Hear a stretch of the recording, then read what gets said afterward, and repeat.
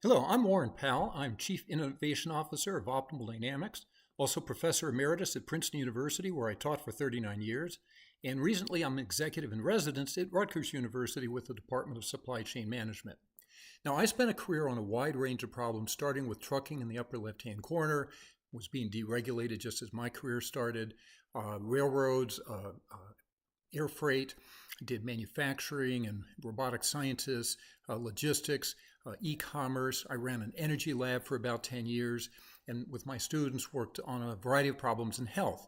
So I've been exposed to a wide range of different problems, and all of these are problems from the domain of human processes, and pretty much any one of these involves decisions and uncertainty.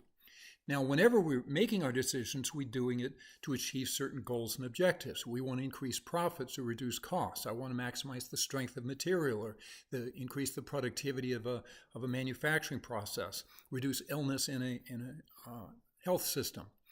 Now, if you want to run a better anything, supply chain, energy system, health system, you have to make better decisions. So you have to answer, what decisions do you make and how do we make better decisions, perhaps using artificial intelligence. So I'm going to start by talking about my 7 levels of artificial intelligence. Now, of these, the first 4 levels were designed to make computers behave like humans. The next 2 levels were to make computers be smarter than humans. Now, the very top level, I'll be quite honest, I think this is the stuff of science fiction, so we won't come back to that. Now, at the very bottom, rule-based logic, this was very popular in the 60s and 70s. This is what AI initially was, and so when my career started in the 80s, it was just starting to fail. This is rule-based logic as if it's hot, if it's cold, wear a coat, if it's red meat, drink red wine. But it didn't scale to the more complex problems, and so it's actually viewed as a complete failure. Now, it wasn't a complete failure. Rule-based systems are used everywhere, and there's commercial packages. It's a great tool. Now, the next 3 are all some form of machine learning, and I divide these into 3 levels because they're actually quite different. So level 2 is what we used to call statistics back in the 80s and 90s. This is when I'm estimating demand as a function of price or trying to predict demand or the weather or prices into the future. We even saw the early use of neural networks. Now, level 3 emerged 2010. This was the first use of deep neural networks to recognize patterns. This is a sunflower, or this voice is saying, "Take me home." These required not only very, very large neural networks, but also very large data sets. And that was actually the major breakthrough that happened in 2010. Now, level 4 first came out in 2022. These large language models, these are ultra large scale neural networks that also required ultra large scale training data sets. Pretty much anything written on the internet has been used to train these. And this is where we can take sections of words and try to guess what's the next word. Very hard to do. Now, level 5, optimization, specifically deterministic optimization. So let's go to all of my problems. Now, behind all of these problems are decisions. Every one of these boxes, look at any one of these boxes, it poses a question where there's a choice. And we want to make the best choice. So this is where optimization comes into play. Now, I like to divide decisions into 3 broad categories. There's decisions that act on physical resources like inventories, scheduling people, moving trucks, locating facilities. There's financial decisions like cash flow management, pricing decisions, insurance, hedging contracts. And informational decisions, sending and receiving information, marketing and advertising, sharing forecasts on the supply chain, testing drugs. Now, there can be different time frames. There's strategic planning off into the future, tactical, a little bit closer in, real time. This is what you're executing right now. And decisions can be made at any level of an organization, all the way from the C-suite through middle management down through field operations. My point that I'm making here is that I'm talking about any possible decision, okay? So when I use the word decision, I use it in the broadest possible meaning. Now, basic deterministic optimization, nice illustration is finding the shortest path to a destination. There's what we call low-dimensional decisions. Or maybe we want to optimize the location of all my warehouses around the country or the world. So that's a very high-dimensional, complex optimization problem. Now, in the middle is some mathematics. maybe not familiar to everybody, but thousands of students graduate every year understanding this mathematics, and they know that they can go to even complex problems like an airline, collect the data in a certain way, put it into a package, and out comes an airline schedule. Every major airline uses these tools, just emerged in the 1990s. Here's another one in supply chains where I'm locating warehouses, and I have to figure out where to put them. So here I'll have a variable saying, should I put a warehouse in location I? And I'll have another variable saying, what are the flows between warehouses that I've chosen to use? This is a standard model widely used to do warehouse location. Now, a beautiful thing about this field is that there's a generous supply of books. They all use the same notation. And they do so because every one of them has their roots in the same book from work that George Danzig did in the 1950s. So this language is spoken around the world, and it's beautiful because it makes possible this range of computer packages that people can use and develop better algorithms. Right now, you can solve these problems in spreadsheets. The software is very widely available. So let's go to level 6, sequential decision problems. Let's go back to my set of examples. So we saw earlier that I have a set of decision problems. Now, put your eye on one of these boxes, pick out a decision, and then what I'm going to do is I'm going to step forward. And what I've done is every box now has information that would arrive after you've made the decision. Let me do that again. I'm going to go back, pick out a different box, look at the decision that's being made in the box. Okay, got a handle on that. Now let's move forward. That's the information that comes after we made that decision. So these are known as sequential decision problems. Where you make a decision, new information comes in, make a decision, new information comes in. Clearly this happens pretty much in the context of almost any decision problem. So we can have an inventory management problem. This is a very popular application. So I place an order that might arrive immediately or might arrive weeks or months in the future. Then I see the demands for the product. Then I make another inventory ordering decision, and so on and so forth. My company, Optimal Dynamics, makes sequences of assignment of drivers, the blue circles to loads, the red squares. Now this is very high dimensional. And we have to make these over time as new loads are called in and other information arrives, like trucks being delayed and driver behavior. We can have it with testing new vaccines. I have to distribute the vaccines. I have to go to the population, see who's going to accept it. And of course, financial trading, where I'm buying and selling stocks as the prices are changing. Now, let's take a very simple sequential decision problem. I have an asset that I have to buy, sell, or hold. So I just have 3 possible actions I can take. Then the price, let's just say the price goes up, down, or stays the same. Then I can make another decision of whether to buy, sell, or hold the asset, which reflects the first decision I made, and so on and so forth. So for this really simple problem, and this is about as simple as it gets, as you step out into the future, the problem just explodes. So this was the essential challenge of once you put in uncertainty and deal with these sequential decision problems. So let's talk about modeling sequential decision problems. If you want to take any real-world physical problem and put it into the computer, you have to go through the step of a mathematical model. Now, if you're working on a deterministic optimization problem, point I made earlier is that everybody speaks the same language. Modeling deterministic optimization problems is a mature field. People understand it. There's various tricks. Same is pretty much true with machine learning. But once you go to sequential decision problems, we get a complete mess. We get into what I like to call the jungle of stochastic optimization. Every one of these terms represents a different subcommunity. There's a book or maybe a whole series of books, like optimal control is a whole big field. Each one of these are distinct communities. There's about 8 fundamentally different notational systems. There's a range of techniques, and each has their own mathematical style and motivating applications. So let's take a look at how to do this. We're going to model a sequential decision problem right here on one PowerPoint slide. First of all, we take the state. The state is what we know or believe. There's a lot of confusion about state variables. It's really odd. It's just information. It's what you know or believe. Then you make a decision. It can be binary, buy, sell, hold. It can be a big vector. we make that decision, then information comes in that I didn't know when I made the decision. Each time we make a decision, we receive a contribution that can depend on information in the state variable. Now, decisions are made with a method that I'll be calling a policy, which we will design later. And this is the major point of departure with my approach and all of those other books, one of which I wrote. All of those other books have a method in mind. They know how they're going to make a decision. Maybe they have a couple of methods. Here we're going to say, no, we will deal with that later.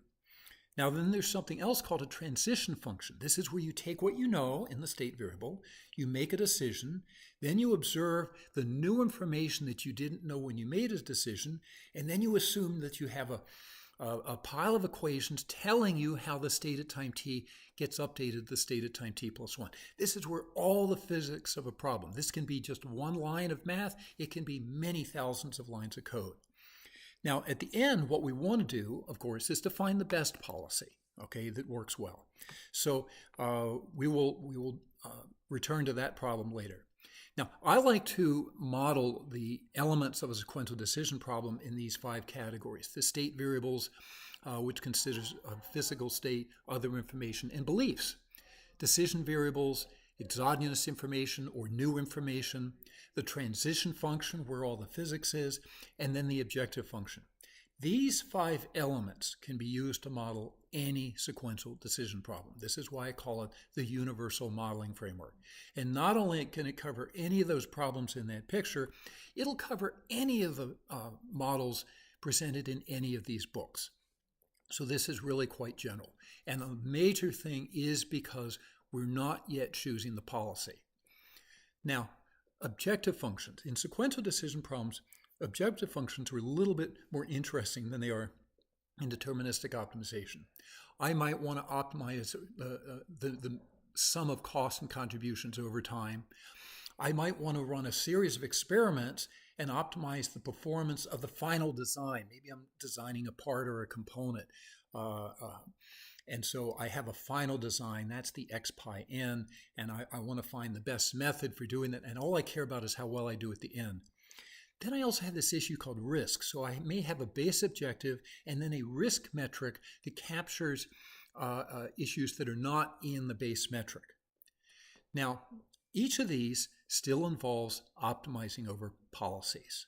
So every time you see that pi, that's whatever method we're using to make a decision. Now, to do this, we all realize that we're going to take a policy, a method for making decisions, and just simulate it. We're going to step forward in time, making decisions with my policy, summing up all the contributions. My transition function, that's where all the simulation logic is. And this W sequence, this is all the demands and prices and transit times and equipment breakdowns and anything random going on. Now, of course, I'm going to write this as using a summation symbol, so we sum over all our costs and contributions. That little omega there means a sample path. That means a specific set of all the new information that's going to be arriving. Maybe it's a historical data set. Maybe I'm going backward in time and running this on history. But I might be moving forward in time using samples from a mathematical model, and maybe I don't make one of these samples. Maybe I make capital N, and I do N simulations, capital N, and then I just average them. So this is also very common. Now, that average is nothing more than approximation of an expectation. So every time you see that letter E, it means take an average, or at least run a simulation. Now, I've slipped in something else in there, that's S0. So my state variable consists of physical resources, like inventories, people, equipment, facilities. There can be other information that I know perfectly, prices, weather, taxes, and tariffs. And then I have beliefs about anything I don't know perfectly, forecasts, market response, the arrival time of a shipment from China, the yield of a batch of semiconductor chips, competitor behavior. This initial state, this is the state of the world. And companies, especially businesses running supply chains, understanding the state of the world is a big, big deal. But it's also very important in health, energy as well. What is the state of climate change? Understanding the state of the world is such a big problem. There's entire industries that focus just on getting this information, even if you never get it perfectly. Now, evaluating a policy, there are problems where we can just do it theoretically on a sheet of paper. That's sort of for toy problems, like inventory problems. A very special case of inventory problems can be done without any computation. Most of the time, we're doing computer simulations, but businesses are often doing field testing. Some things just can't be simulated, or maybe I just don't have the time. Now, I want to find the best policy, and the best policy will be whatever function is making decisions. And I have to come up with the type of function, and that's usually done by a human. So expert comes in and says, I think I'm going to use this type of function. Usually, not always, but usually has tunable parameters. And the tunable parameters can't be chosen by a human. That we need an algorithm for. Okay. Now, when we evaluate a policy, we might say, well, we just want whatever policy works best. That's actually not true. We certainly will be looking at solution quality and how well it works on average, but I might look at worst case performance. Does it ever work badly? But computational requirements absolutely do matter. How speed? Is it reliable? Does it always work? Transparency is a big deal. You get an answer, but why did you get the answer? And how dependent is it on certain data? Methodological complexity, if an analytic team has to build something, if it's a very complicated method, they may be nervous about whether they can get it to work, and the data requirements. Now, I've created a 6-step problem-solving process, starting with step 1. I'm going to come back to step 1. It's very important. These are basic questions that have to be answered for any application. Performance metrics, types of decisions, sources of uncertainty. These questions have to be answered before I build my mathematical model. Step 2 is the universal modeling framework. Step 3 is uncertainty modeling. Step 4, I think about designing policies. I'll come back to that. Step 5, build our computer model if we're going to do that. Step 6 is taking it to the field. Let me drill into step 1 just a little bit more. So I'm going to return to my slide that says if you want to run a better anything, you have to make better decisions. So the path to improvement starts by answering these 3 questions. What are your performance metrics? What decisions do you have to make and who makes them? And what are the sources of uncertainty? Let me briefly step through those because it's really quite important. So a lot of businesses run on KPIs and like every officer, like the CEO or the chief financial officer will have a long list of KPIs. So I like the work of Laura Cesare. She's a influencer on LinkedIn in supply chains, very knowledgeable about this. She has a book called Supply Chain Metrics That Matter, where she actually focuses on 2 metrics, inventory turns and operating margins. I personally like to take all of the different metrics and put them into a pyramid, prioritized with one at the very top, make that your anchor metric. Now, there will be a different pyramid depending on where you are in the organization. So if you're at the corporate level, maybe I'm worried about stock price, which is what Laura Cesare really focuses on, but maybe I'm down in manufacturing and I'm really just interested in unit cost. I can be anywhere in an organization and I'll be facing my own little pyramid of metrics relevant to my piece of the operation. Decisions. You have to identify who's making the decisions. Now remember, you're not tackling the whole company. You're just tackling whatever piece in the company where you're working. You have what decisions are being made, which can be strategic, tactical, or real time, and then what the decisions do. Are they acting on the physical system? Is it financial decisions? And often there's a lot of work in businesses just collecting information. I attended a workshop up at Amazon many years ago for academics, and at the end of the workshop, they gave us a tour of a fulfillment center. And I found myself walking around the fulfillment center making mental notes of any time I saw something that, well, they could have done that differently. They made a decision. And this is an exercise that I think anybody can do in any context. Always be aware of when decisions are being made because sometimes it's subtle. Very often decisions are being made automatically because people have already picked a rule.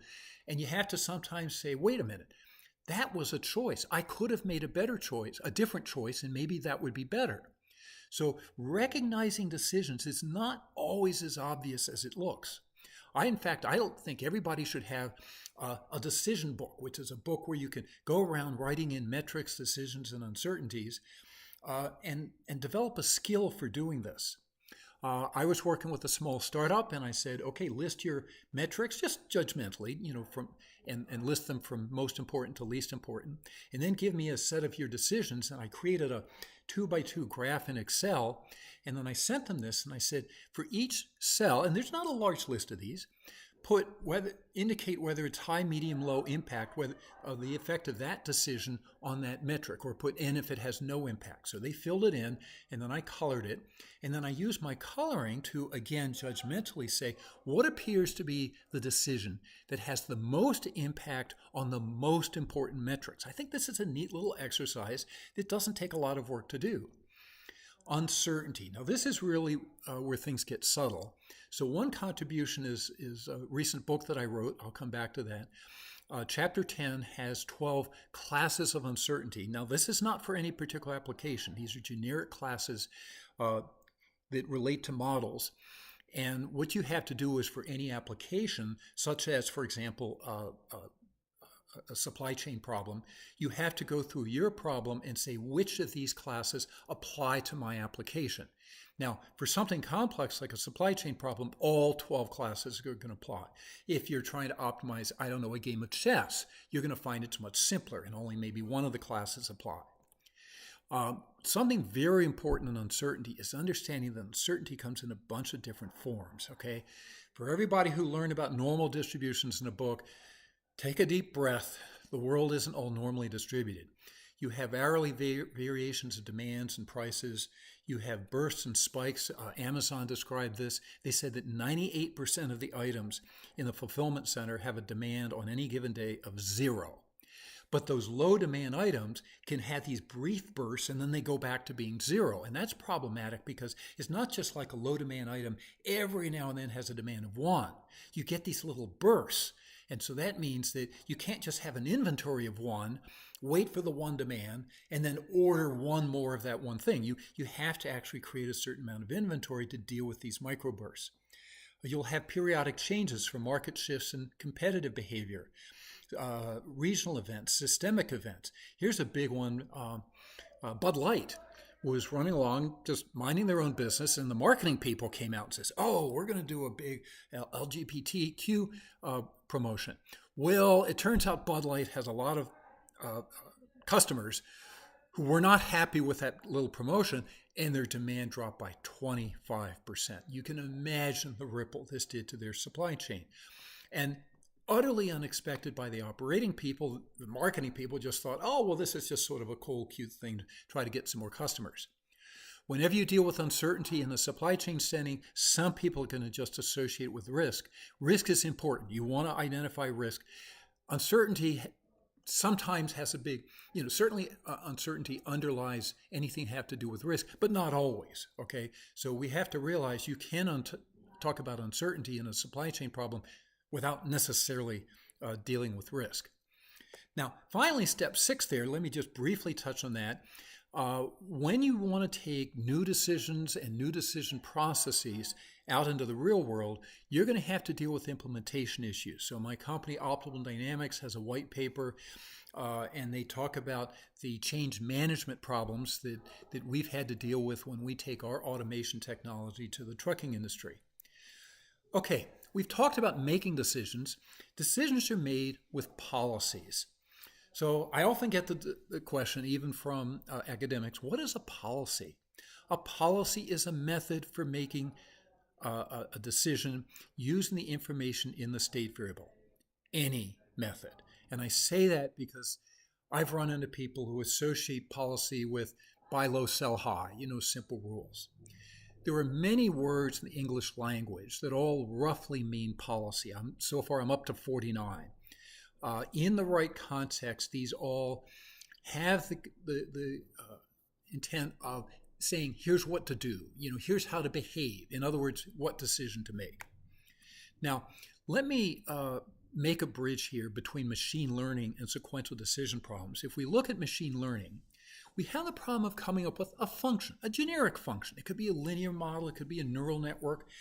And then what I'm going to do, now in sequential decision problems, I'm also looking for functions. We call these functions policies. And you have the type of function, you usually have tunable parameters. Now in machine learning, what we do is the function is very generic and we have a set of parameters. We're going to use a training data set. We have inputs X and labels or observations Y, and then we tune theta to make my generic function match the training data set. Otherwise, the function doesn't know anything about the physical problem. In sequential decisions, we don't use a training data set, but we do have to model the physics of the problem. We have to put in an objective that is the appropriate objective for the problem. I have to put in all the physics in the transition function. So let's talk about how we search over policies. There are two fundamental strategies for designing policies. The first, which I broadly call policy search, is where we're searching over methods for making decisions which are tuned to work well over time.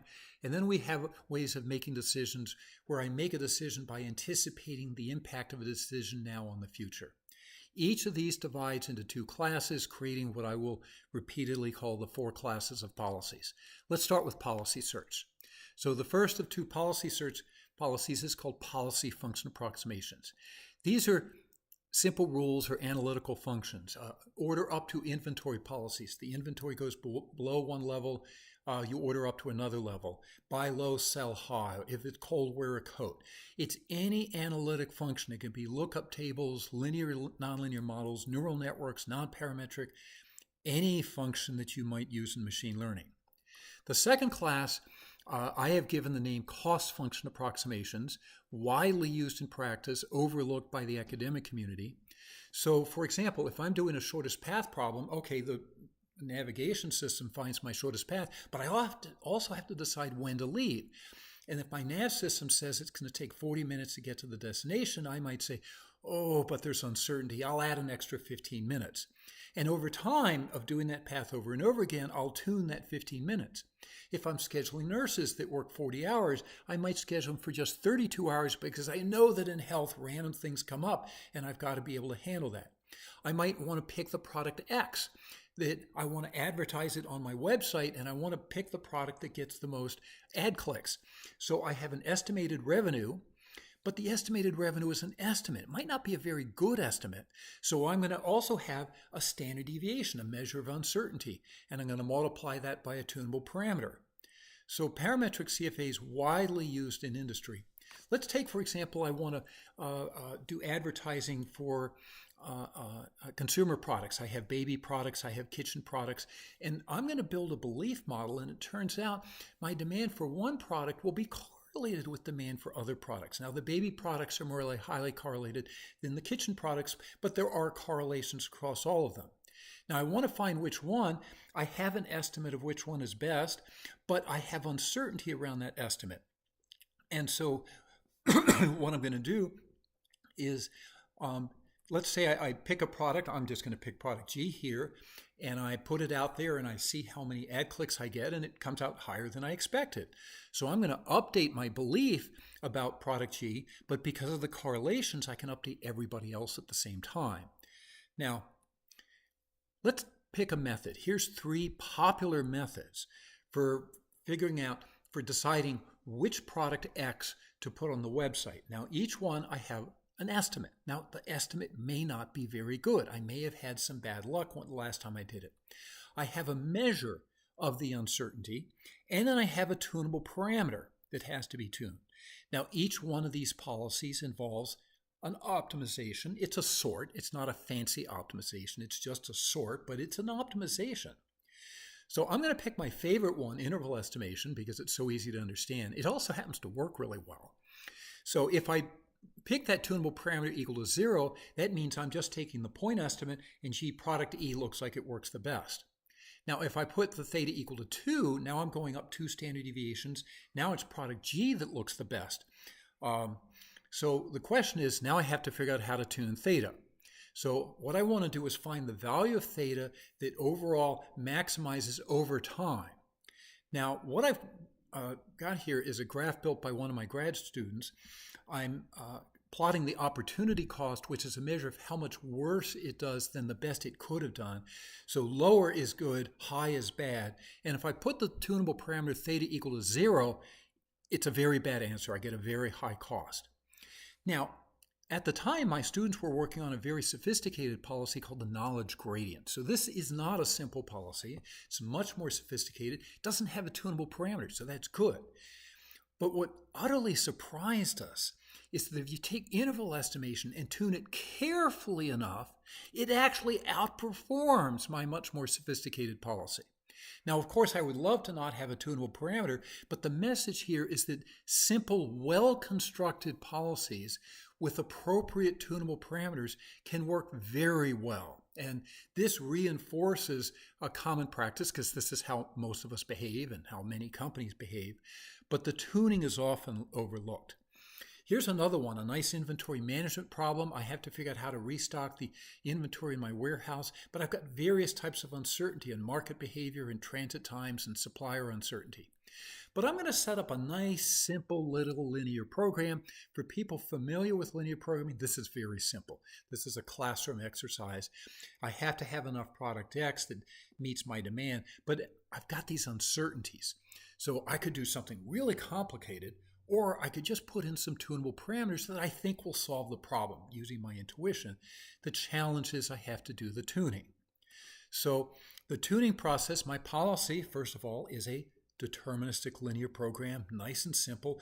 By the way, a major mistake that people make is to say, oh, and I'm solving the problem deterministically. No. So this is a policy. The F means how I've done my parameterization, and then the thetas are the tunable parameters. Now, I evaluate the policy by running a simulation. Usually, some people do it in the field. And then I have to optimize the parameterization and the tunable parameters theta. That's stochastic optimization. So just because it looks like you're solving a deterministic optimization problem at the top, this really is stochastic optimization. The stochastic optimization is in the optimizing across policies. CFAs are widely used in industry in an ad hoc manner. Airlines optimize their schedules with big integer programs, but put in schedule slack to handle the weather delays. Manufacturers have buffer stocks. Grid operators, this is where I got the idea. I was watching a grid operator called PGM, works here in on the East Coast, and they sit with a deterministic model. They sit on Monday, plan for Tuesday, but they have to deal with uncertainties like generators failing. And so what they do is put in tunable parameters, and they peek at those parameters every day. So this is a process. They don't have a simulator. Optimizing the location of distribution centers and warehouses. So for example, here is our problem of optimizing warehouses, but you don't solve this problem just once. You solve this problem iteratively over time, and new information is coming in and markets are changing and things like this. So when you look at that integer program that we solved earlier, that's not a problem, that's a policy. That's something that we're solving repeatedly over time to get a decision, and buried in there are some tunable parameters that make sure that the warehouses are big enough. And I need to tune those parameters. That's where the stochastic optimization is. What a lot of companies do is they don't build the simulator, they just do it ad hoc, and then they see how well it works in the field. And if they find they're running out of capacity as they build warehouses in the future, they increase the buffer. This is the ad hoc way of doing it. But let's face it, we all live in an uncertain world. PFAs and CFAs always have tunable parameters. You have to either run a simulation in the computer or experience it in the field. But this tuning is challenging. You can use gradient-based methods, stochastic gradients, or derivative-free methods, where I just do trial and error. Both of these search methods are themselves sequential decision problems. Okay, let's go to the second class, the look-ahead approximations. So often we're faced like Dorothy in The Wizard of Oz, where she needs to get to Oz, and she has to think about the best path, and she has to plan for the future, the way we all often do. Now, here's the math for planning in the future, and yes, it looks a little frightening. I have to consider the immediate cost of what I'm doing now, and then the downstream. And yes, that's a complete mess, and it's very easy to people to say, oh, that's too complicated, I can't do that. Well, the thing is, it's not that you can't do that, you are doing that. This is something that we all do, so let's drill through and see if we can understand it. Here's a basic decision tree where I'm sitting at this node trying to make a decision. I want to make the best decision. Now, the decision could be the best of three things or the best of a high-dimensional vector like locating warehouses. Now, after that, I have uncertainties coming in. I get to see the actual demands or the travel times. And then I have that big mess in the future. Now, those square nodes are where I have to make decisions. So I don't just have uncertainty. I also have decisions that I'm making in the future. And then, of course, I have more uncertainties. Okay, so I can assure you that is not computable. That is a big mess, and we can't just, oh, here's a package for that. So let's work through this. One class of methods are based on what are called value function approximations. And this is where I peel off a piece of that, like what's in that circle, and say, oh, let's call this a function, the value function. And it's the value being in state st plus 1. There's an entire field, decades of books. The high watermark is the one by Marty Putterman. The problem here is this just doesn't work other than for toy problems. So believe me, this was considered quite a breakthrough. Now, there's this whole field called reinforcement learning or approximate dynamic programming. Here I'm using something that I've done quite a bit of. I got rid of the expectation. Turns out that's problematic. I'm using something called a post-decision state variable. I now have a deterministic optimization. And if you build the value function in the right way, I can even handle vectored valued x's. This is what we're doing at Optimal Dynamics when we have a set of trucks, and I can have thousands of them, assigned to loads. Now, when I make a decision on Monday, I have to think about the impact of that decision on Tuesday and Wednesday. Now, if this were all deterministic, that's still a hard problem, but it's not. It's stochastic. So now I've got to look days in the future, high-dimensional system. This is utterly intractable. So what I'm going to do is to say, I'm just going to approximate the value of trucks in the future. It turns out this problem is very easy to solve. So I can sit on Monday, look at where all my drivers and loads are, use approximations of where decisions will put drivers in the future. I can solve this for a large problem in just a few seconds, maybe a fraction of a second. It's so fast that I can run simulations, and I can run these simulations over and over again, and through these simulations is how I learn those value functions. So here's actual performance of that logic on 11 different companies. Here I'm starting off where the future values are all set equal to 0. I just bring these into a baseline, and then I get the percent improvement. As I optimize, I get a 10 to 50% improvement by approximating the downstream value in the future, and it's virtually no more expensive than just ignoring the future. The computation is the same. I just have to do the training of the VFAs, which we do the night before. Now, here we have a very realistic simulation. I can model every individual driver and load at a high level of detail in each of these decisions or planning for the future. Now, I've showed you 3 classes of policies. I'm now down to the 4th class, direct look-aheads. There are going to be problems that even approximating value functions just doesn't work. And probably you realize this because most of you have never used approximating a value function. The direct look ahead is what we use when all else fails.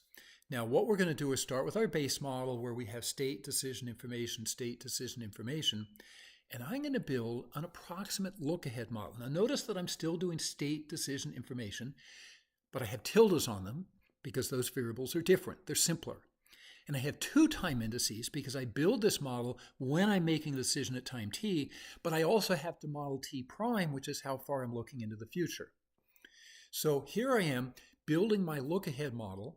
Now there's a number of different approximations. I have a whole chapter in my book built around how to do this. One approximation is I can ignore uncertainty. That's a deterministic look-ahead, and that's a big class of approximations. But I can do a stochastic look-ahead and do other approximations that make this solvable. So now it's pure art form. This is not easy to do. You have to understand your problem. You have to understand computation. This is easily the most advanced form of modeling.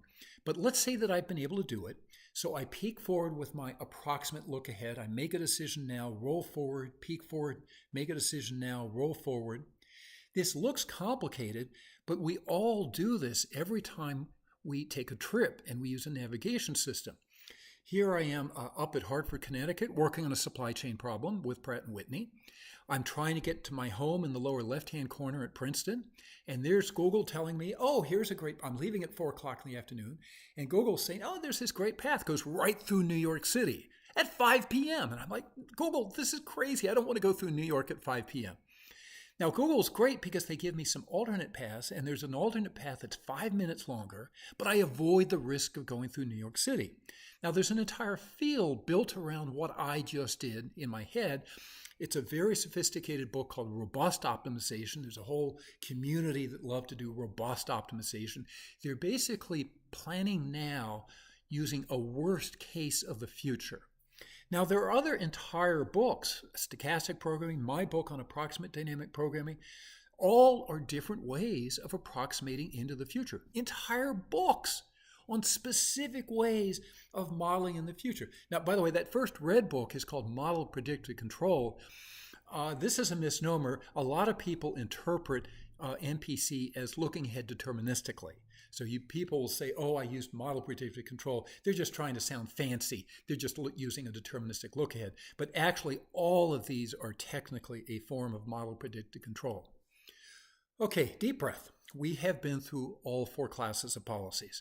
We've got the PFAs and the CFAs. These are the simplest policies widely used.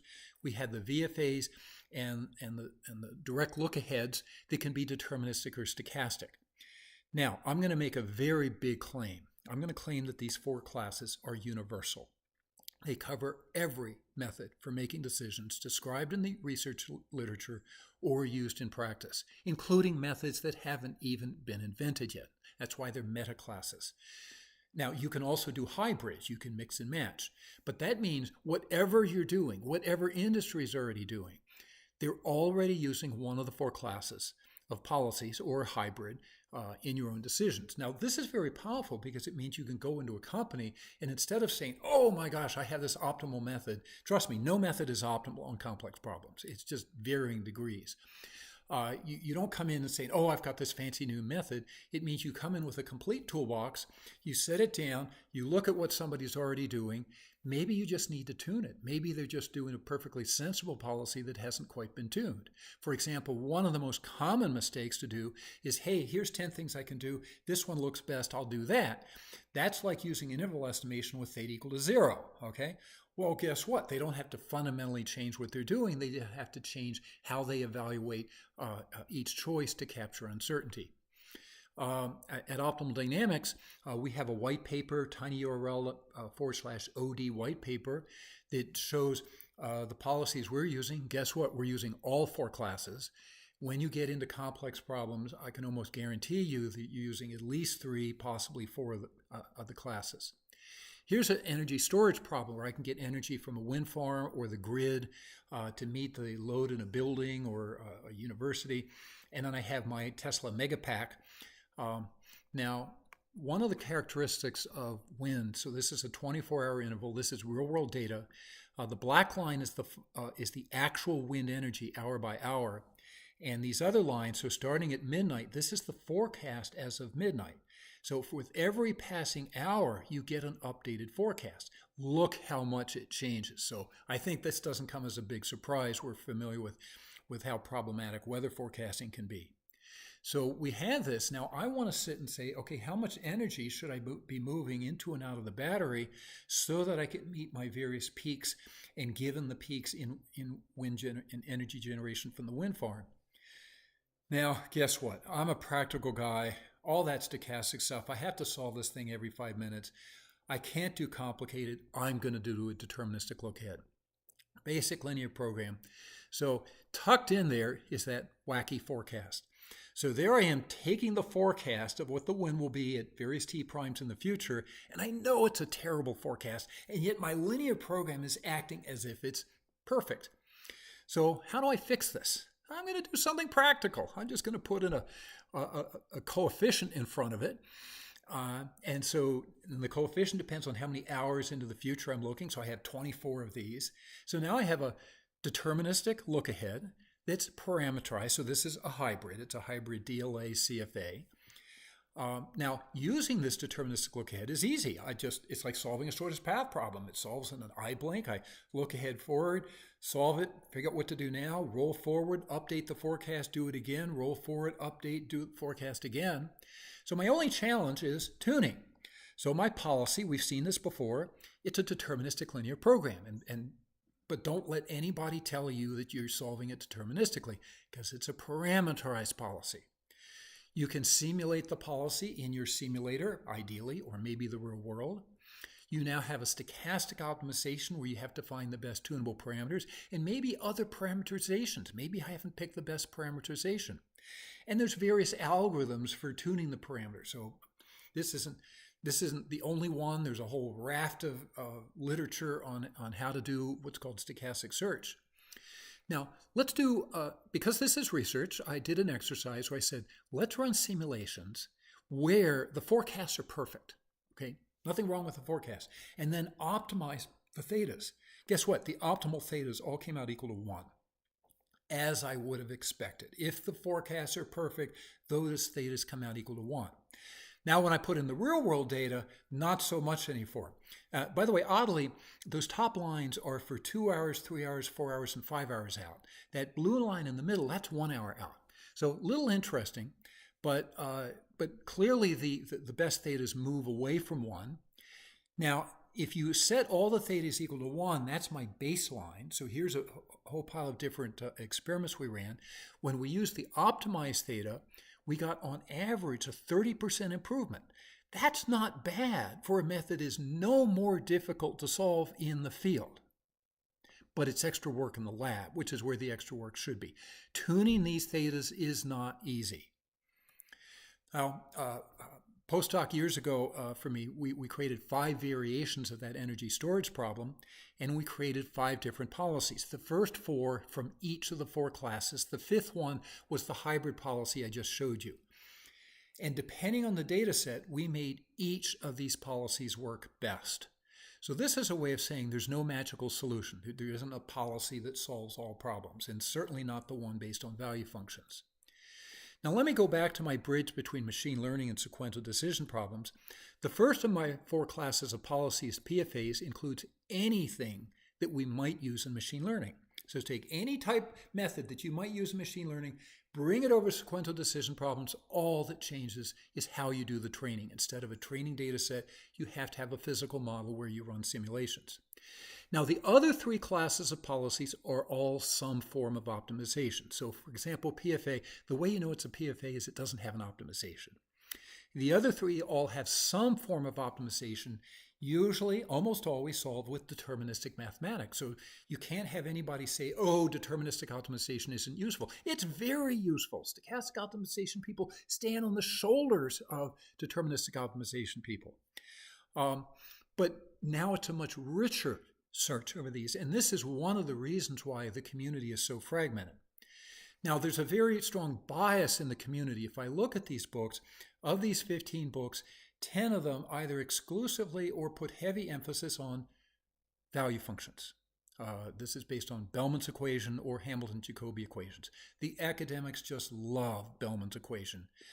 Now, when they don't use Bellman's equation, they like look-ahead policies, especially stochastic look-ahead policies. Okay, so MPC, the red book, is deterministic, but everybody else is a stochastic look-ahead. The PFAs, you can find treatments of analytic functions, what I call a PFA. You will not find a cost function approximation. Now, let me split the 4 classes. Let's take the 4th class and divide it into 2 types, deterministic look-ahead and stochastic look-ahead. So now I have 5 types of policies, and it's fair to stand back and ask, which ones are the most useful? So I created category 1. These are the policies that I believe to be the most useful.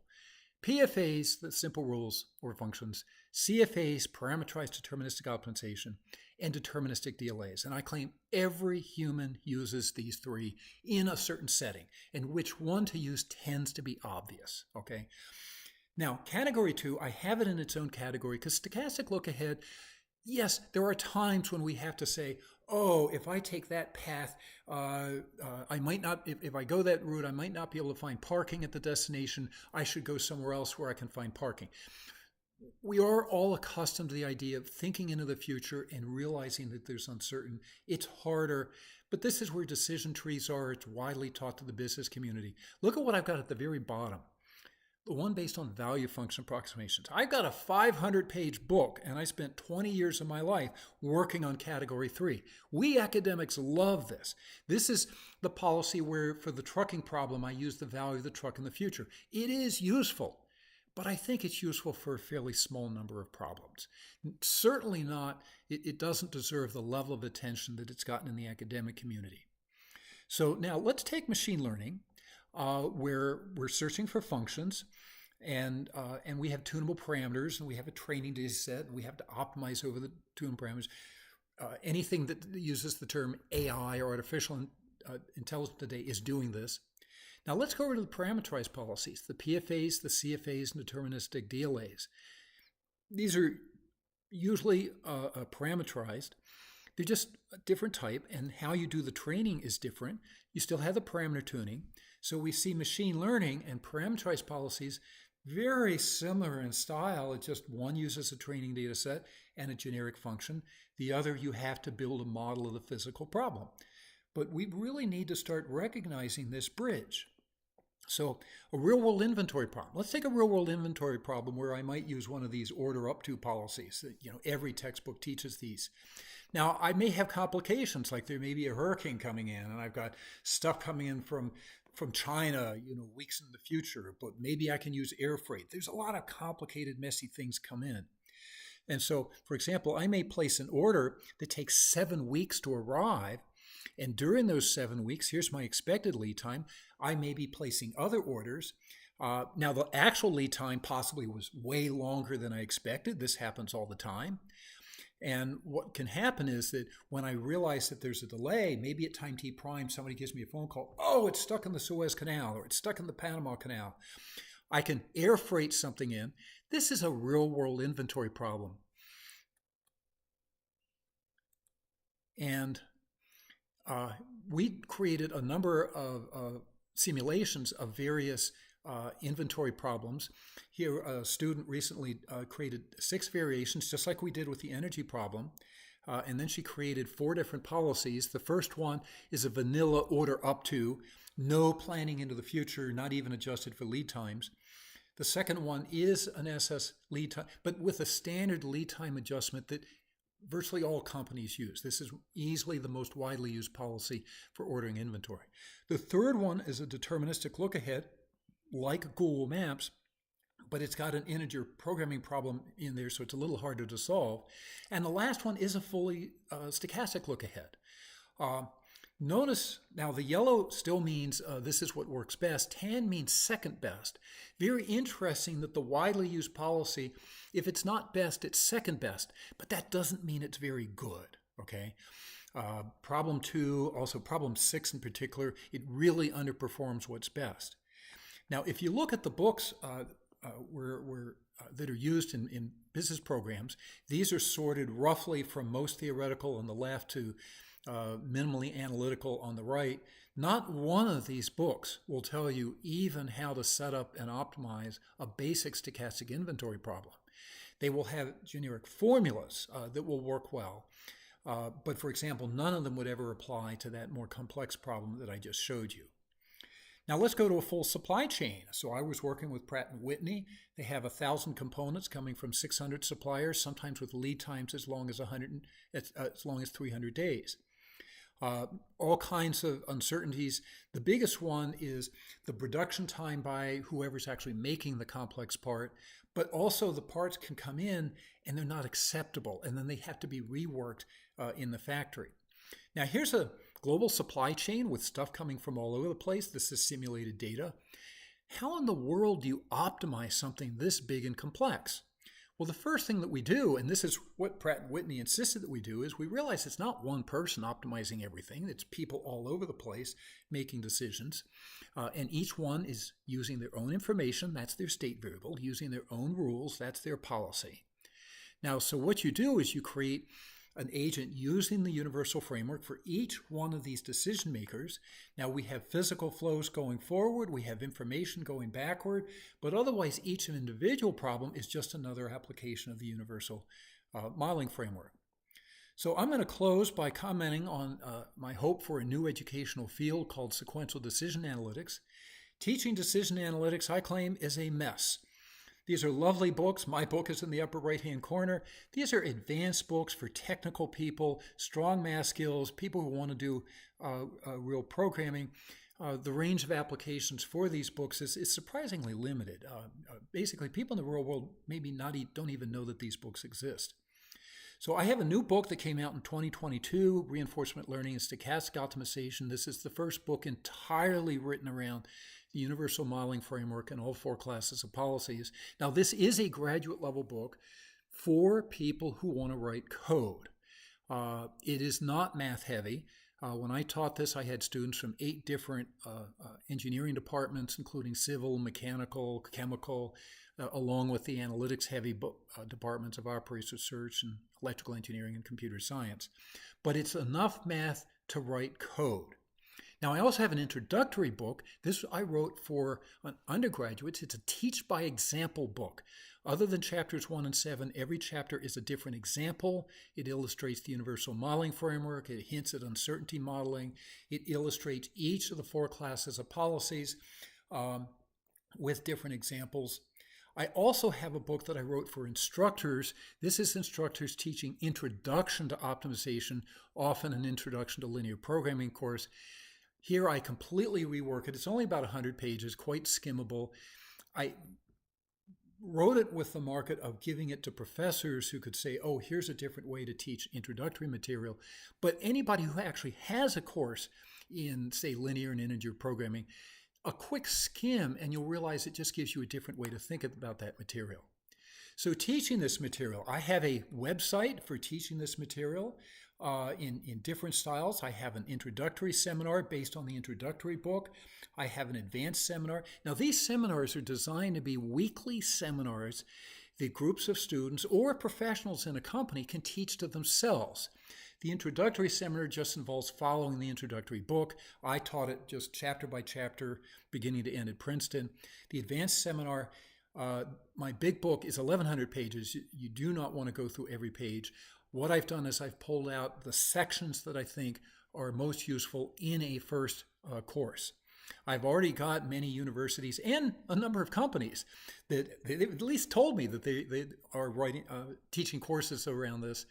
Some universities actually now have established courses. In other cases, people are doing these in a more ad hoc way. Now, I've thrown a number of links at you. There's only one link that you need to remember, and that's this one. This is a web page that consists of nothing but links. So tinyurl.com/SDA links. It includes books, videos, educational web pages, courses and teaching materials, and a link to a big document with some of my more educational LinkedIn posts. Thank you very much. I've appreciated this opportunity. Please share this and think about this because I think that sequential decisions applies pretty much everywhere.